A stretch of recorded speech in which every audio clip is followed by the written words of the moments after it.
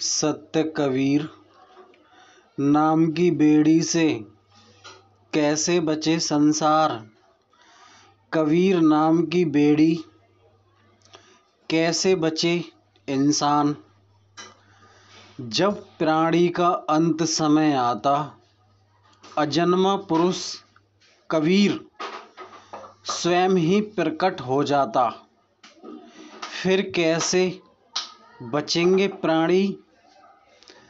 भाइयों बहनों बंधुओं और साधकों और सभी सुने कान लगाकर। बंधुओं, जब इंसान का अंत समय आता है, जब स्वयं ही ईश्वर परम सत्ता उत्पन्न हो जाती है, इसलिए क्योंकि जब तक इंसान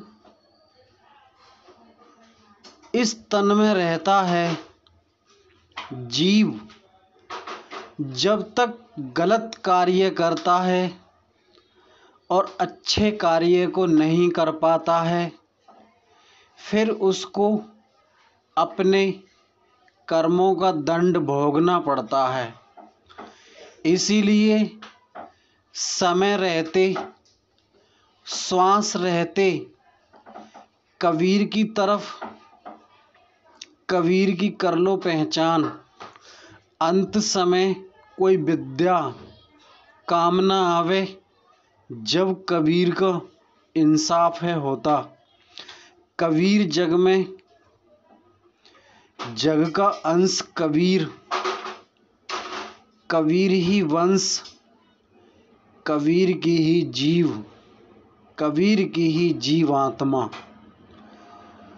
कबीर ही परमात्मा, कबीर ही पुत्र है, कबीर ही पिता है, कबीर ही माता है, कबीर ही पत्नी है, कबीर ही कुटुंब परिवार है। कैसे बचेगा कबीर की बेड़ी से इंसान। जग में कबीर ही निराकार, कबीर ही साकार।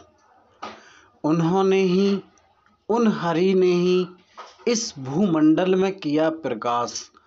ये है कबीर नाम की महिमा भाई। सत्य कबीराय नमः, सत्य वीराय नमः। बंधुओं, कबीर नाम का और काया के नाम, काया का मैं आपको कुछ स्पष्ट बताता हूँ। देखिए, काया, काया है कबीर, और इसके अंदर जो बैठा हुआ है वो है वीर। ऐसे समझिए।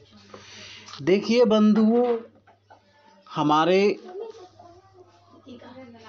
ध्यानी,